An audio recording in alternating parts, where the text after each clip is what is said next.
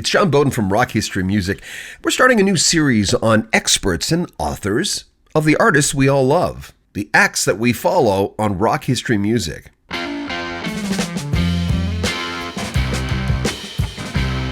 Today, someone who has the title of Legacy Consultant. He's also been an editor for the Elton John website and has worked with him for so many years. We love talking to him because he's an expert on Elton John. The new documentary is called Never Too Late, which follows Elton John's 50-plus years. Here's our chat with John Higgins. Why don't you explain to the folks exactly what you do via Elton John before we get to the movie? Yeah, so exactly might be hard to pinpoint. It's a lot of moving goalposts, but my title is Legacy Consultant, which is a nice coverall. It means basically I work with the archives in Elton's, not the physical ones. They're in London. I'm in Massachusetts, but there's a lot of digital archives to play with. And a part of my role also is to sort of cast a wide net out into the wild. And if there's a fan or a collector or anybody who happens to have a certain thing of interest, physically, digitally, whatever, it's my job to not get it, but to know who has it and where it is in case we want to use it for some project in the future, like this documentary or what have you. I also am editor and feature writer for eltonjohn.com. So every month I try and put out an article about in-depth article about Elton's career, which is vast. It's hard to rank sometimes, most times, but there's all kinds of 50th anniversaries, so I try and sync up articles for that. I'm currently writing articles about the documentary and the role I played in it, and conversations with the people that I worked with. So that is honestly a fraction of what I do, but that's the thing I think I'm gonna share now. Everything else is sort of tangential. Before we get to your part in the documentary, I'd never seen footage of John Lennon on stage, like moving Yeah, John Lennon. Where'd yeah. you guys get that? Moving John Lennon, little sock puppets. There were three sources for that. When I say we, I mean Rocket, Rocket Elton's management. Rocket had the primary footage. We've had that for a few years, maybe now 6 or 7 years, and a little snippet of it was used in the most recent concert series he did in Las Vegas, the $1 Million Piano. That a little video of John walking across the stage is sort of superimposed in a section of that thing. So we've had that. It's choppy as hell. It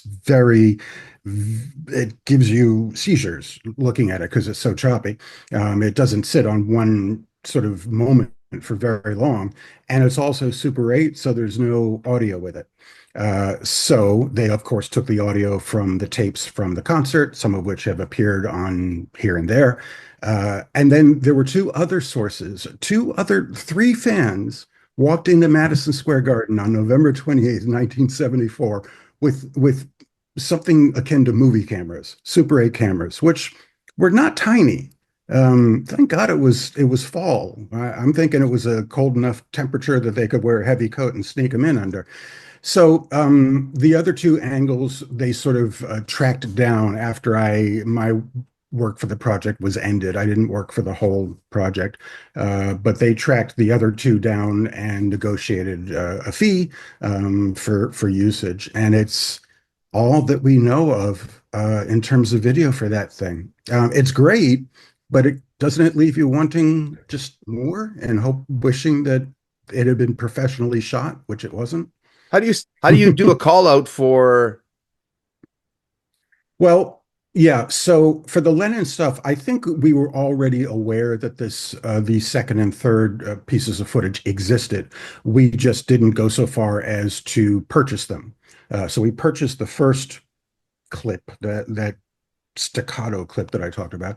But they decided, they already had that clip. They didn't necessarily need the other two in-house. So that was easy. We did do a general call out through Elton's socials, basically saying, hey, we're working on a documentary. If anybody wants if anybody has anything that they think might be of interest to us, let us know. And we got quite a response. Certainly not everything was used. There were some things that just weren't of a good quality and we wouldn't be able to sort of upgrade them. Some things were a little bit out of the time frame. We were really focused on 70 to 75, and we were getting some really cool stuff from like 76 and 77. So, but some things did come in through the fans. There is a sequence that is one of my two favorite sequences in this movie, and it's something that came in after I left the project. So I didn't know it until I saw the movie for the first time in New York City at the film festival at Lincoln Center.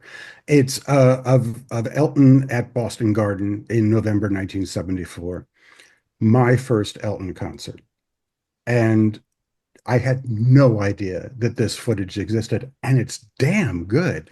Yeah, again, it's Super 8, so there's no audio, but they put audio under it. But you see him in all his regalia, and he's walking up the lighted steps, and oh, I fell over, John. It was great. So that came in through a sort of, hey, do you have anything of interest through Elton Socials kind of thing? Some fan in Boston that I need to meet and haven't yet pulled that stuff out.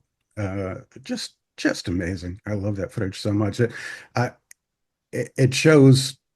When people see that footage, I say, "Do you blame me for being such a big fan?" I mean, it just, it was everything you could want in a stage performance from Elton John in 1974. Costumes, uh, his his animated sort of energetic performance style. It was great. Was that your role in the movie? Yeah. My general role, so I came on about 3 or 4 months after the archival producers started their work on the project. They're a husband and wife team in England. Their name is Kate and Mike Griffiths, and they're fabulous. They've done this kind of stuff for a number of documentaries, including one on the Sparks, which, if you haven't seen it, see it. It's really cool. So they started when did they start? They started July 2021. And they went to the physical archives and they took a shovel or something and they started digging through that stuff. And then in September 2021 is when I was introduced to them via email. I had two people at Rocket email me simultaneously saying, "You need to talk to Kate and Mike." So that was fun. And so my job was to tell them what to look for, basically what's out there, and sometimes tell them where to find it. As I said before, my job is to figure out where things are if they're not in the Elton archive. So these things would have been things that I obviously have in my collection that I've just, I did a search in my collection for 70 to 75 and what pops up in terms of video or audio or photographs. And then my collection is far from complete, so I, knew where I turned them on to other collectors, some in the UK and some in the US, and I just every time I thought I had given them everything I knew of, something else sort of popped up. I found it online. YouTube is an amazing resource, uh, uh, or just by happenstance. So I didn't find I didn't clear rights or anything on any of this stuff. I found, again, sometimes even bootleg clips just to show them what to look for. And then it was their job to sort of officially find, the proper final version and hopefully the best looking and sounding version of a film clip, and go from there. So I spent a year. They spent 2.5 years on the project. And we had just the best time. My first Zoom with Kate Griffiths. Mike was in the kitchen cooking breakfast or something for her. Was about 2.5 hours.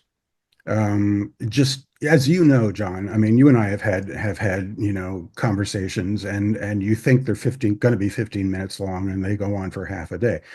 So this was one of those things. Kate just wanted to sort of get a general feel for scope what's out there. What do you think? What are the holy grails? What are the things that fans have wanted to see but never have?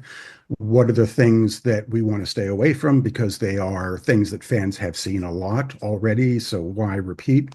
That kind of thing. She thought that was going to be the conversation, and 2.5 hours later, she was reeling at all the stuff I was talking about in Elton Land, my But favorite topic.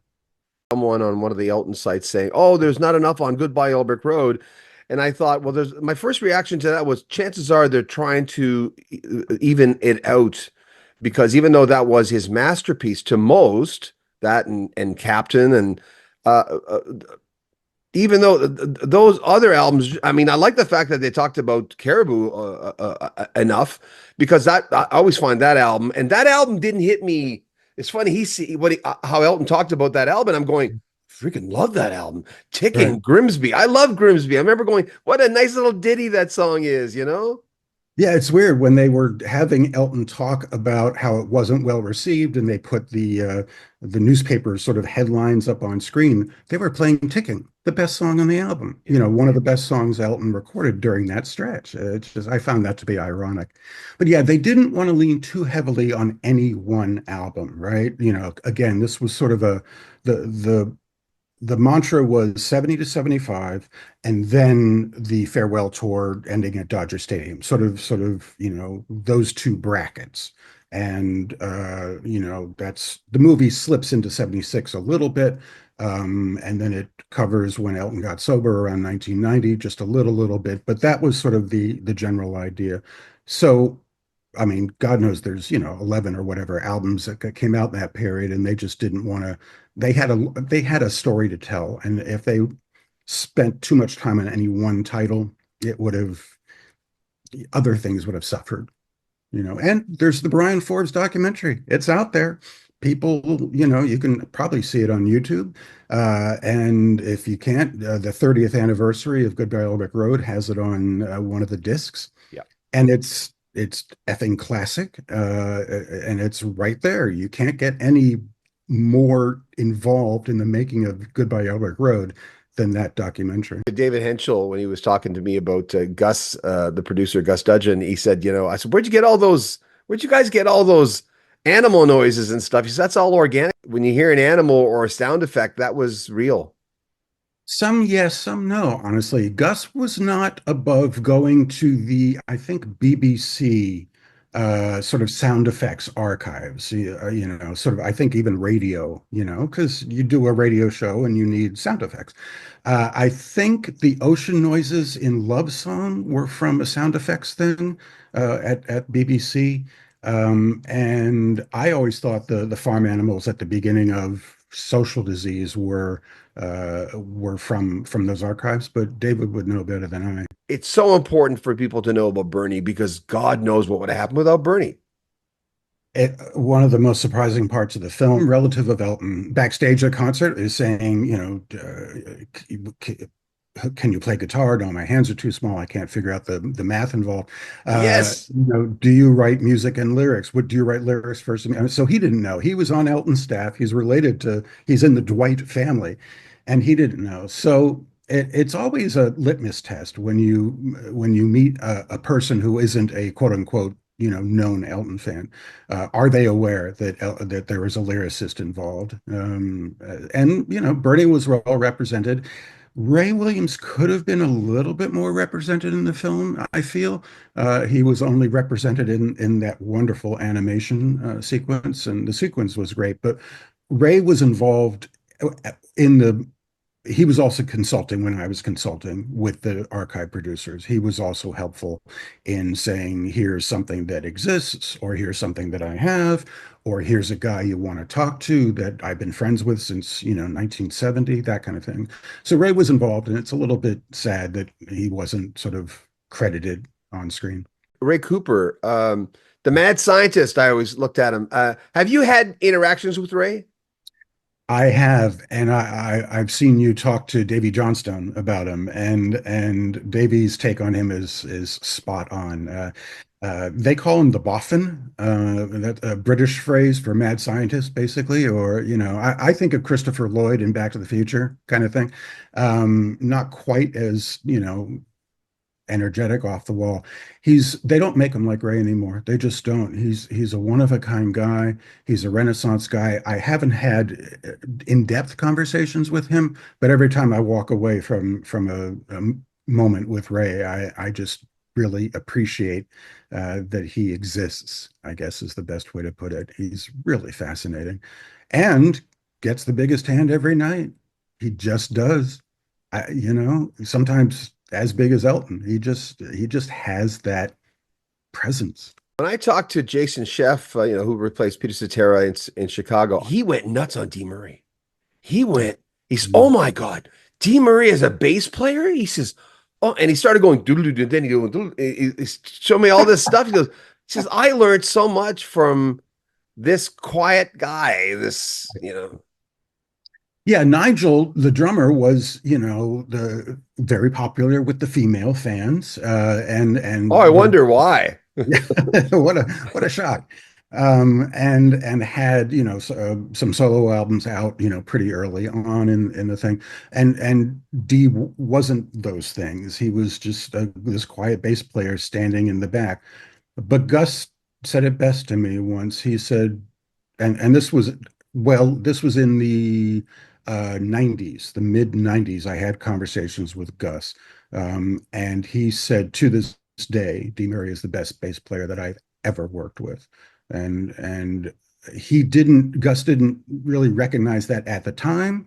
It was sort of early on in Gus's career, kind of thing, but over time, and you listen to Dee's stuff. Danny Bailey jumps to mind. The melodic, the counter melodies, just phenomenal bass. I am a huge Dolby Atmos spatial audio fan. All I listen to is surround sound music. I have 9 speakers in my small apartment here near Boston. It's phenomenal. You're invited to come over at any time and listen to Elton John in surround sound music. You have never heard it like this before, and it's like hearing it for the first time. It's phenomenal. So Rocket Man, I mean, just imagine the backing vocals, the guitar line that, I mean, just it's all great.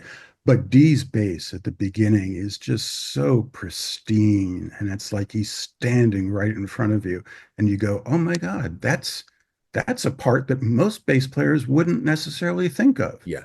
The beginning of that song, and it doesn't overwhelm the song. It is the perfect ornament to this very almost perfect song, and Dee was great for that.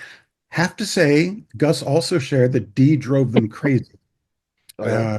during sessions. He was known for fiddling about and trying to get the right sound out of his bass. And then when he got the right sound, sort of in rehearsals or pre-takes, when it came time to put the red light on and actually start recording, he had changed his sound. I mean, this happened a lot, apparently. So they would stop and the D, what you had it, no, I thought this would be better. So he was kind of he wasn't ornery at all. He was just, fidgety in some ways. I don't know what the word is, but he drove them crazy. But the final product was, untouchable. Nigel was the perfect drummer for Elton John. Perfect drummer. I love them both, and actually, I think Elton has always selected phenomenal drummers, and later on, Charlie Morgan, Charlie was we've had Charlie on the show. He's amazing. Yeah. Yeah, he knows what he's doing, and he's amazing. He's known for his timekeeping. And even Jonathan Sugarfoot Moffat for Sleeping with the Past and then the tours. I thought he was the right man for the role at that time. If you listen to Sleeping with the Past and you count the number of songs that on that album that start with drums, it's like 8 out of 10 or something, or 7 out of 10. It's a lot. So the drums were very important on that album. But yeah, Nigel was the fill man. Just when you air drum Nigel, you are air drumming his fills. If it's this little but thing in Saturday Night's All Right for Fighting, or these huge tom kind of things in like Curtains or something like that, he in addition to being a great drummer while Elton is singing, his fills are the things that I miss them when I don't hear them, when somebody else is drumming and they don't play a particular fill. It's like, well, you changed the song because you didn't do Nigel's fill. And Roger, amazing. I mean, he really, really was. Uh, Crazy Water leaps to mind. His work on Crazy Water was spectacular. It's almost like there are two drummers on that track. It's busy. It's not overly busy, but yeah.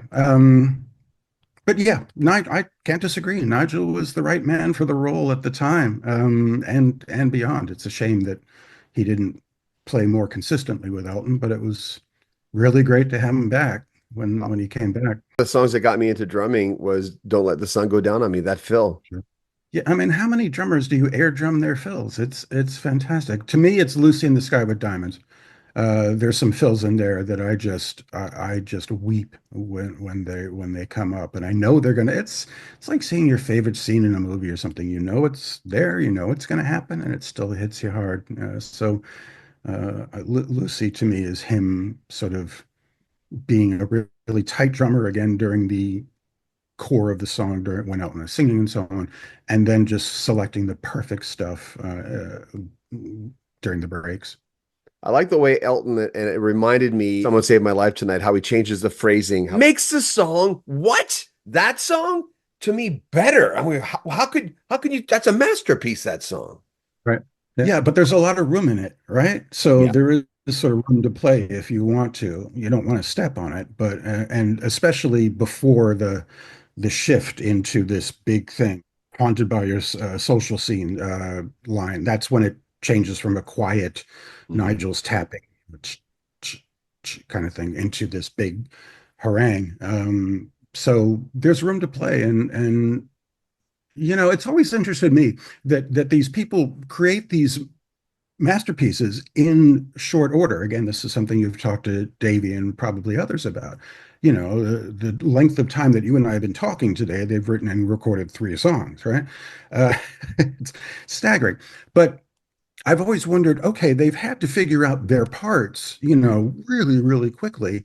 Do they then, when they go out on the road, or you know, when they sort of have a moment to think of and look back a little bit, do they want to add something else, especially on tour? And I don't know if there's been a lot of that, but I've always wondered, how does that not happen more? It's really been a mystery to me. If I were someone that was whipping off a song in the time it took to write the song, a year later, I'd think, oh, you know what? You know, I'd like to do this instead of that, just in that moment. And I think that's Beatles a are a good natural thing. example of that. Oh, sure. Oh my God, sure. Yeah. Nigel and Dee and Roger and some, they're again, they're not really represented in the documentary a whole lot. It's a documentary about Elton. And of course, I don't want to offend anybody. No one is a bigger fan of the band or all the bands than I am. But again, you have a finite amount of time to tell your story.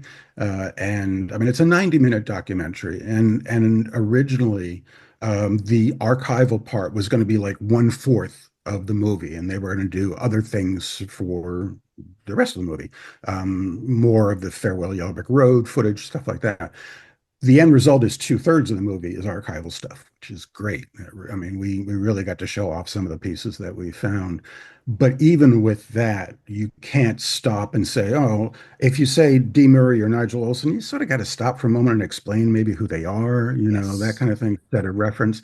And that these things just take up time. Every fan I've spoken to that's seen the film wanted it to be longer, because we know, again, there's so much material that's out there, and just the density of his career from 70 to 75 sort of warrants a more in-depth uh, inspection. I find that with a documentary like this, and you're right, it had to be about Elton. There's always a part of me that says, "Oh, I want the bandmates." But you're right, you just hit it on the head when you said, second you say Davy Johnstone, well, who's that? assume that everyone knows who they are. They should. I wish they did. Oh my God, they so deserve it.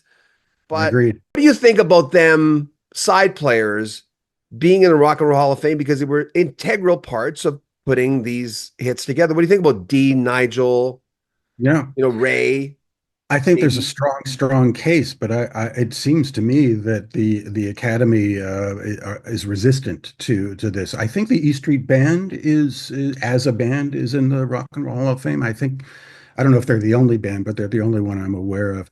There have been some fan-driven sort of campaigns to try and get this happening, but it's like swimming upstream without a paddle, or it's just impossible.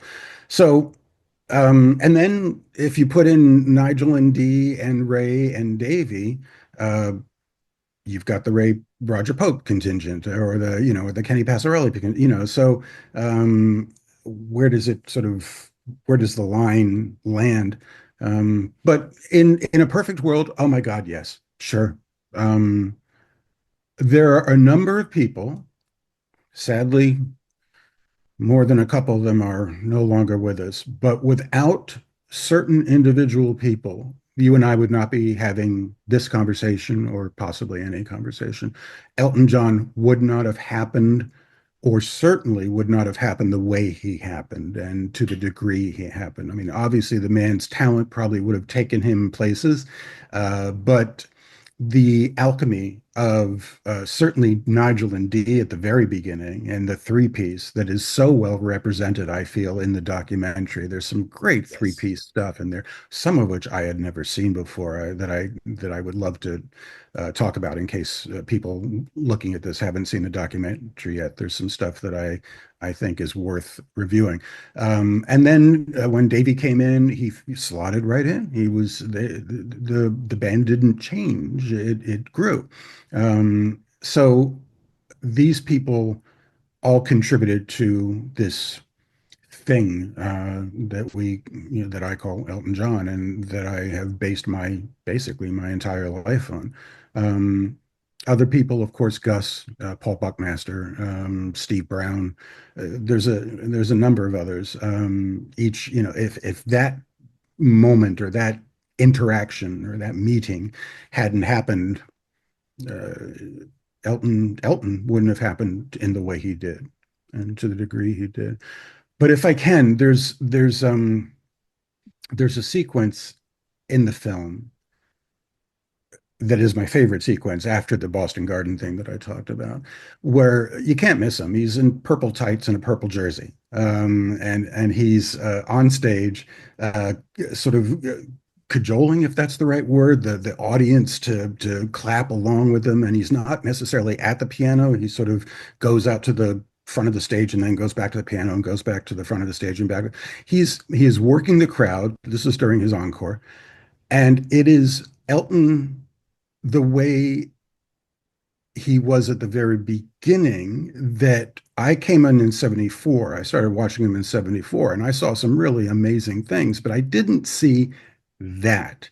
I didn't see this guy on stage with just a drummer and just a bassist, um, working the crowd to that degree. And that sequence is from the Santa Monica Civic Auditorium on, check the date, November 15th, 1970, 2 days before 11/17/70, which I think is really, really cool. And none of it had been seen before. This is the first time this footage had been shown. Um, the performance of your song during that concert was released way back in the day on Elton's first appearance on American TV, which was on the Henry Mancini something hour. I forget the name of the show, but Wow. it was a clip from that show of your song and stuff. But him working the crowd like that, he nearly falls off the stage into the crowd at one point, is just, you look at it and you go, I get it.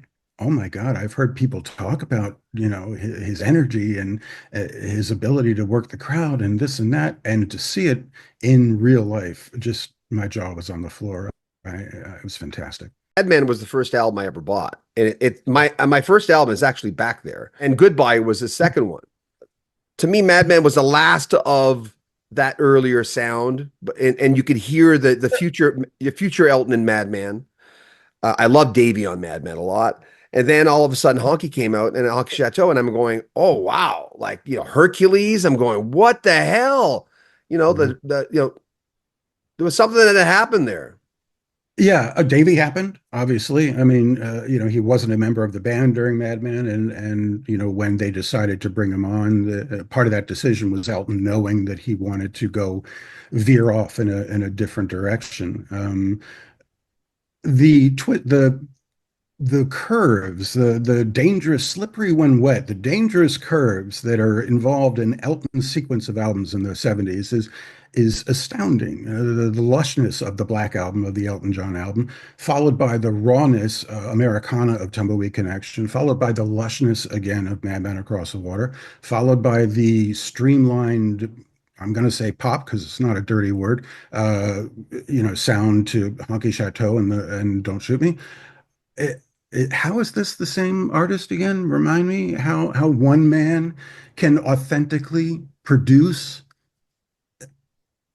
brilliant songs in each milieu. It's I don't I to this day, part of me kind of wants to study his brain non-invasively. How do you do that? How do you create Indian Sunset? Just throwing out an example. Made me cry, that song.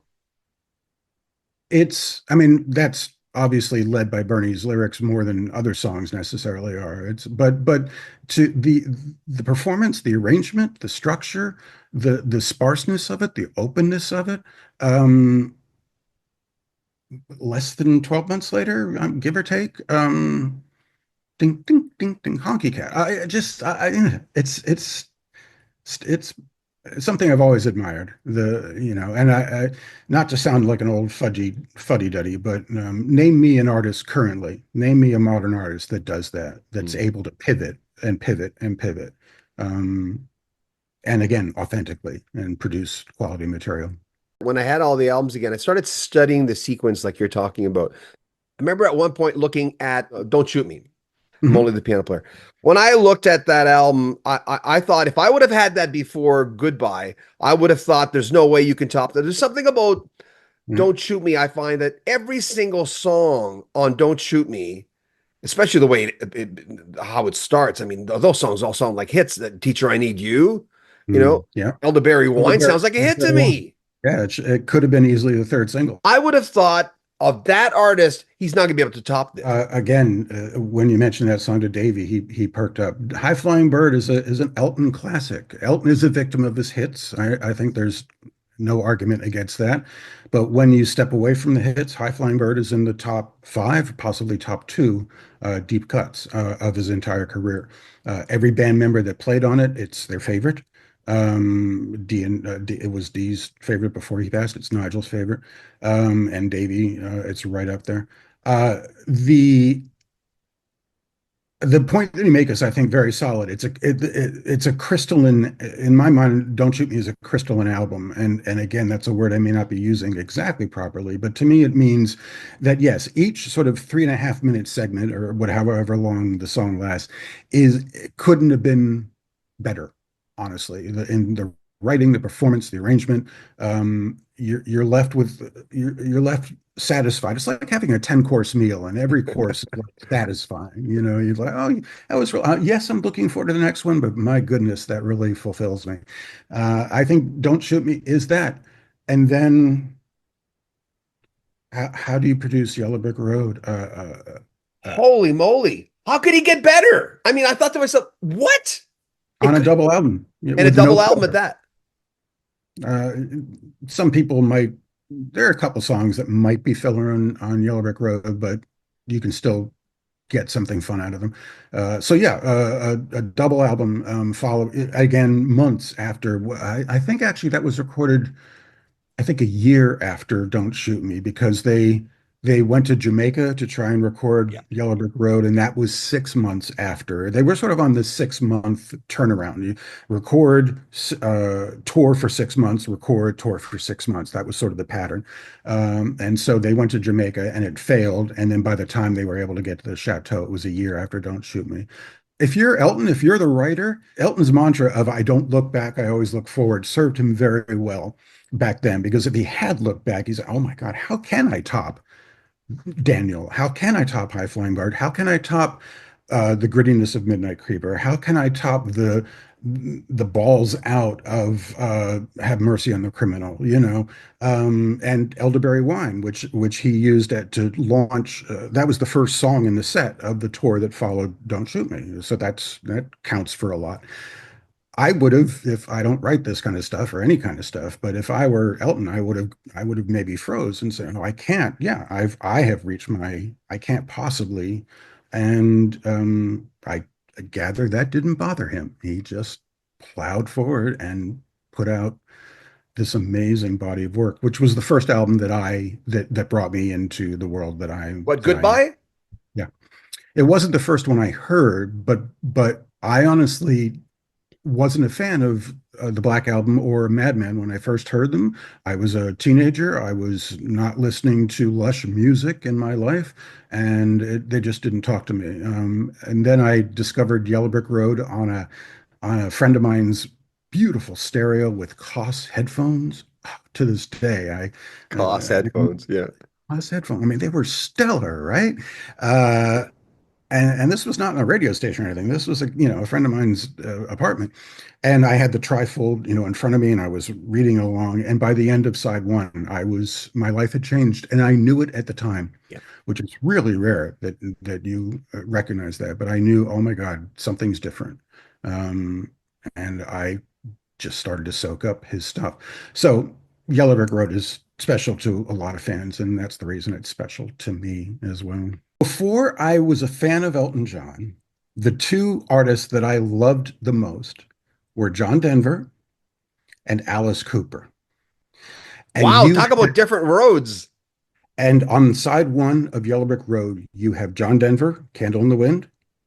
You have Alice Cooper, Funeral for a Friend, Love Lies Bleeding, right? So I was now exposed to an artist that could pull both of these wide apart, you know, not bipolar, but possibly bipolar, but polar opposites into one package. And that's part of what I responded to. It's like, oh my God, this ballad makes me cry. And this rock and roll song makes me want to, Yeah. and then Benny was the humor of Benny and the Jets also, because I was also a huge Monty Python fan. As was Elton, obviously, but I didn't know it at the time. But then there's humor in Benny and the Jets. It's a funny little song. So he just happened to capture all three facets of what I was listening to at the time. Yeah, John Denver, Alice Cooper. I don't know what to tell you. It's interesting how with Elton, and it's not reserved to him in rock and roll, was able to do some of his best work when he was dipping in the sauce a little bit. But that's something amazing that he was able to do some of his best work. In my mind, the thing about the documentary that surprised me was actually the message of the documentary, that Elton, uh, behind the scenes, was so distraught and so unsettled and so untethered that he was in danger of sort of flying away or getting into more trouble, and getting more self-destructive. And thank God his music is still alive, if you'll pardon the phrase. But to me, he didn't have time to go off the rails. I went into my database. I have two tools that I use in my job, both for eltonjohn.com and for the documentary. One is Behind Me. This is part of a timeline that I keep of Elton's career. And the other thing I have is a database of every sort of Elton uh, item that exists, date of concerts or records or whatever. So I asked it, how many concerts did Elton play between 1970 and 75, the span of the documentary? 467 concerts. Okay. That's a respectable number. That's a solid number. Gives him a few days off. How many albums did he record during that same stretch? 11. One of them a double album. He didn't have time to slow down and start reaching for things that would end up, hurting him very much. I don't know exactly how he found the time in Caribou to start the behavior that he started in Caribou, and but because he was still at that pace, he was still recording and touring a great deal. But up until then, I think obviously he liked his, beverages and things like that, sure. But I just don't think like you and I would have maybe a lost weekend or something like that. There was no time for Elton to have anything like that. And thank God he was so busy. Um, his self-destructiveness, I think, could have taken him away from us, either in terms of his career or actually on this planet, because of his inability to moderate anything in his life. He does something, he enjoys it, he goes 1,000 miles an hour. The more I learn about Elton, the more I appreciate the fact that he's still around. I'm going, oh my, they would have been devastated. People always say, who's the hardest death? Well, John Lennon, Brad Delp of Boston. That was hard for me, Oh my where God. I actually felt it. Mm. But if Elton would have passed away, I mean, just to be selfish, I would have going, oh my God, that would have been devastating for me. But I wouldn't have known everything. And that's one thing about this documentary that's really good, that Mm. I find out more stuff that I'm going, oh, wow. And I mean, it makes me love the man even more. And I appreciate his honesty. I mean, everyone likes transparency, but I got that. That's a big thing I got from this movie, too. The fact that I'm so, oh my God, he could have died many times.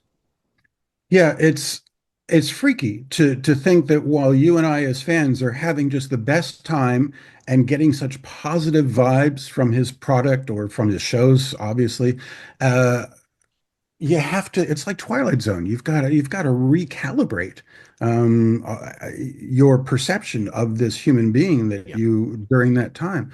I struggle with that. I honestly do. There are times when I watch the movie and I wince because I don't selfishly I don't want to see this person. I don't want to see the other side of this person because that's not what I latched onto, at the beginning. So it's a struggle with me. They wanted to tell, and when I say they, I mean R.J. Cutler, who was the co-director of the film, and then David Furnish, Elton's husband and manager, was the co-director as well. So they wanted to tell an honest story of the other side of Elton at that time. Certainly, I mean, trying to kill yourself a day or two before the Dodger Stadium shows, the biggest shows in your career, that is still hard to comprehend. So they wanted to tell that story.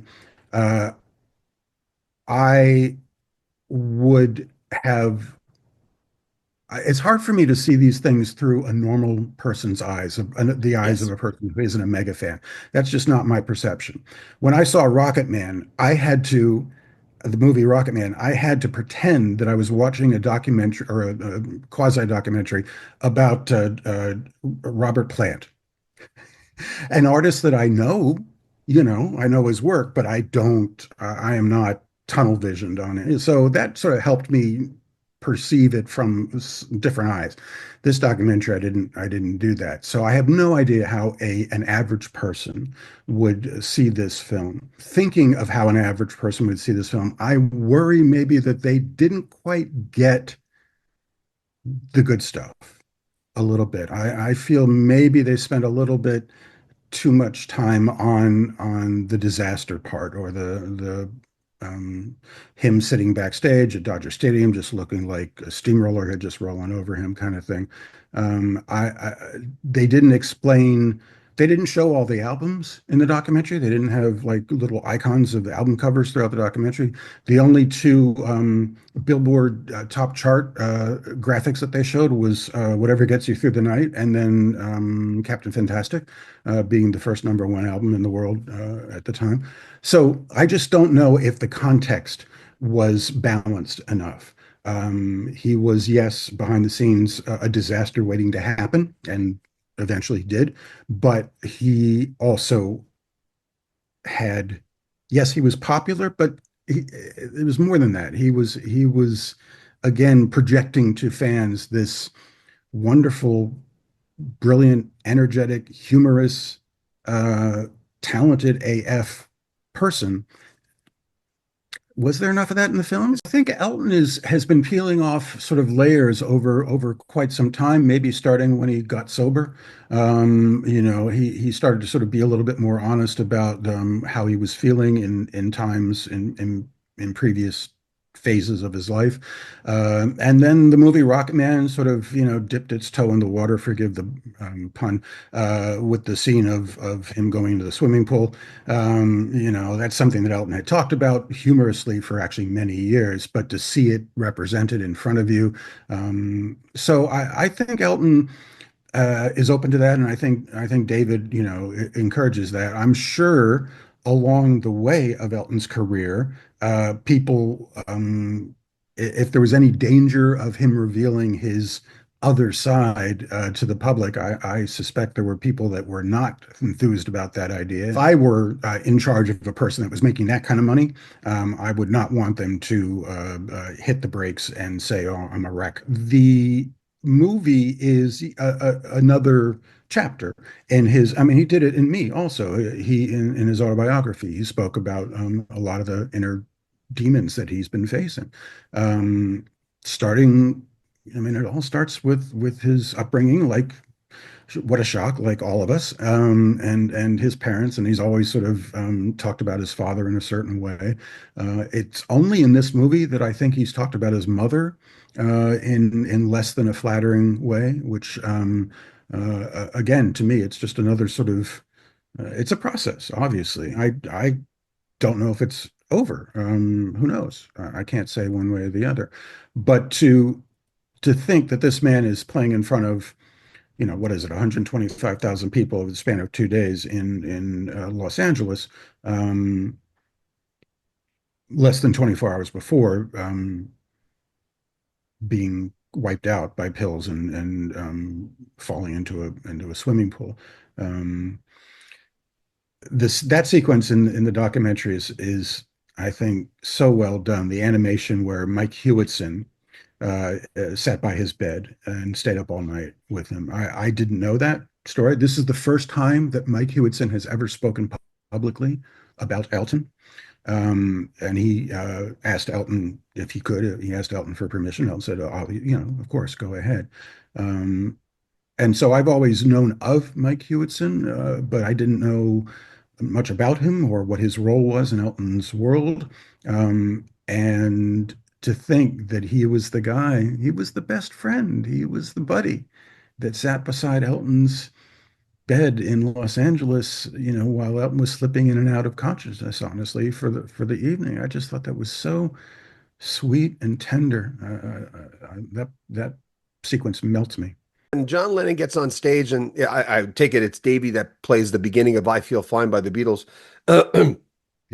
Did I hear that before? Or that's the first time I noticed that? I think that's on Here and There. I think it's on, if you listen to Here and There, I think it's there. That they had to get a credit for that. I noticed at the end of the movie in the crawl, "I Feel Fine," performed by Davy Johnstone. Even though it was just, how many notes in a riff.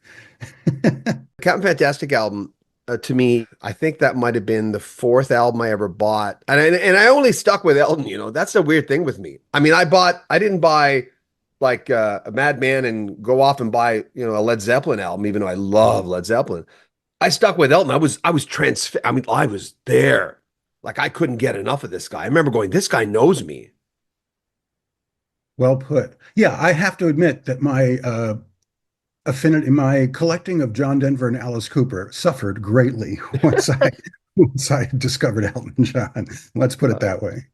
So I know what you're talking about. When 21 at 33 came out, I had a lot of pushback that was in denial of. And now I love 21 at 33. Single Man came out. I remember thinking a Single Man, I thought it sounds tinny. There's something about the production because I know it wasn't Gus.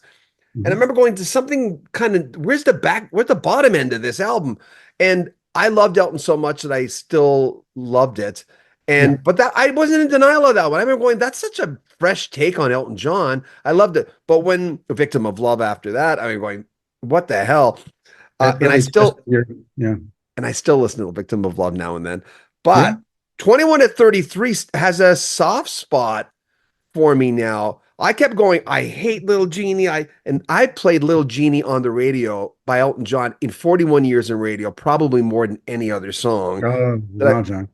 but I you have these things where oh, don't you dare change my Elton sound, even though like you had prefaced before that he actually did that throughout, Mhm. a lot of his career. Breaking Hearts was the first concert I ever saw Yeah. So you caught him in the mid 80s live. Interesting.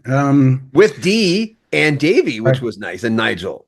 D on his stick bass. He had that great fretless Yes. stick bass at the time, which was he was so proud of that. That was so cool. And he wore it well. He did a really good job with that. You ever talk to Dee? You must have talked to Dee, did you? I honestly didn't have the time. He was gone before I had a chance to. I didn't know anybody in the inner circle at that time.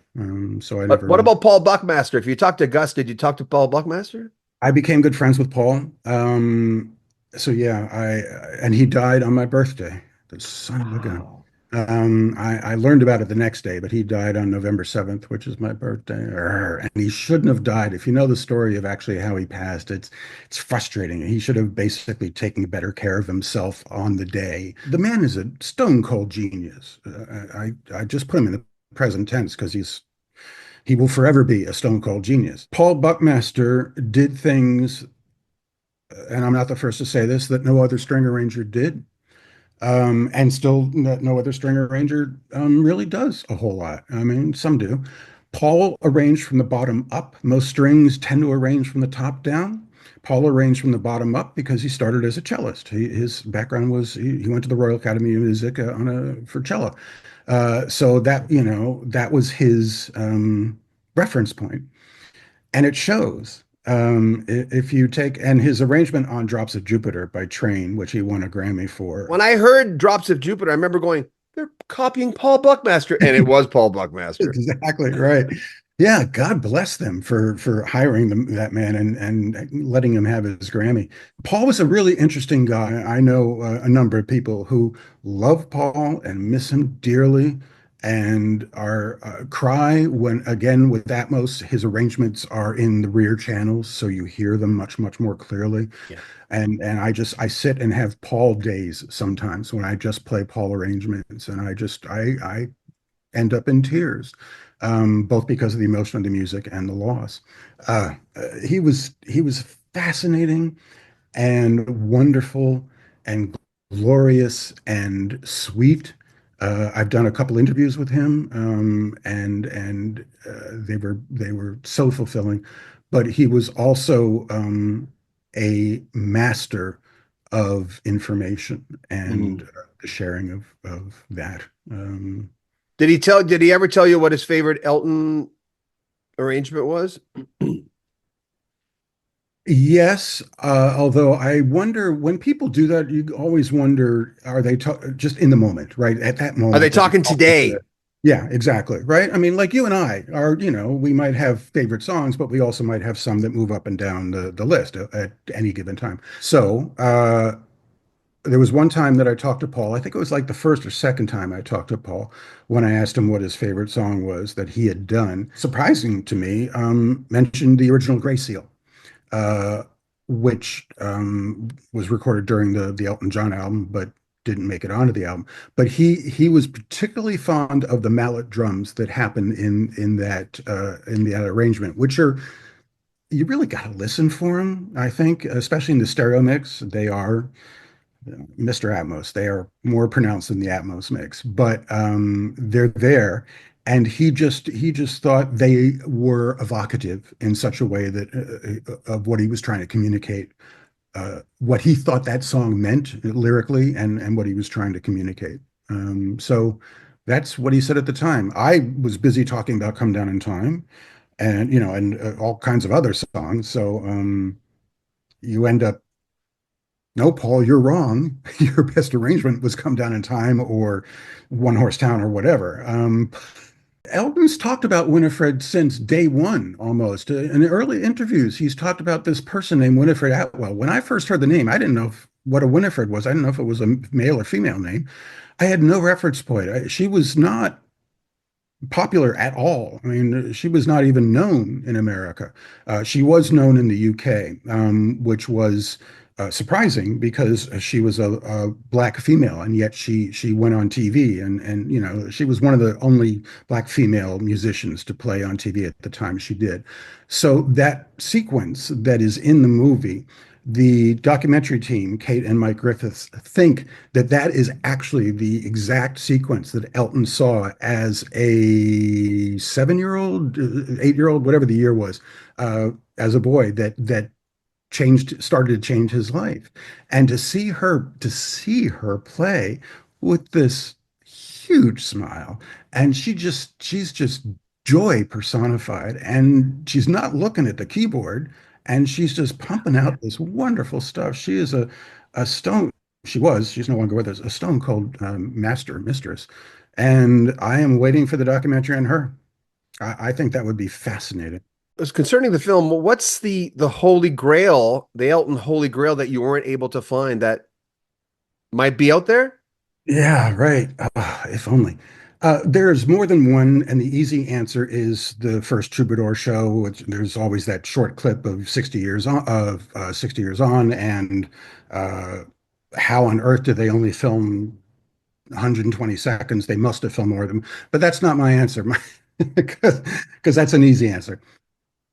November 2nd, 1969 was the first meeting between Elton John and Paul Buckmaster.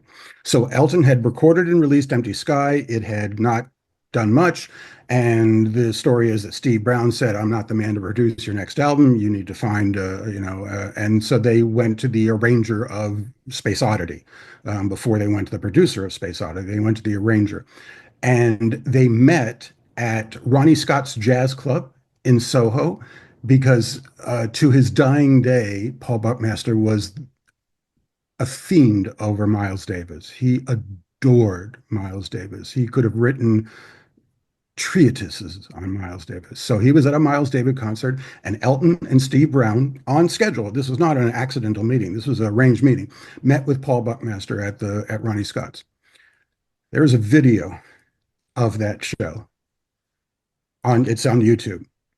Uh, and I can't tell you, and it's grainy and it's old and it's black and white. I can't tell you how many times I tried to look through the audience in that video to find what I thought Elton would have looked like in November 1969, Fu Manchu mustache, maybe, uh, I couldn't, but it exists. And I want the outtakes from that video. That's the thing that I think I know it exists.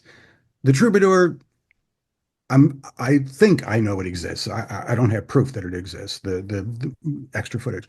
But the Ronnie Scott's thing, it was professionally filmed, and maybe somebody taped over it at some point. But I live in hope that I can find the first meeting between Elton John and Paul Buckmaster, which is really niche. I don't think, again, non-Elton fans would give a hell. But I just, of all concerts to be filmed of Miles Davis at Ronnie Scott's on November 2nd, 1970, or 69, sorry, I just thought that's too good a coincidence to pass up. My favorite Nigel quote is, I happened to be in the room when he said it. He was doing a drum sort of exhibition of some sort at actually Berklee College of Music for a classroom of drummers, right? And so a friend of a friend knew a friend who knew Nigel. They brought him in to basically talk. I don't think there was even a kit there. I think it was mostly just talking. But somebody, of course, in the audience said Curtains was, we all fall in love and sometimes, and Curtains is my favorite song. And Nigel said, yeah, the end of Curtains is my greatest hits. Every drum fill I ever knew, I put in the end of Curtains.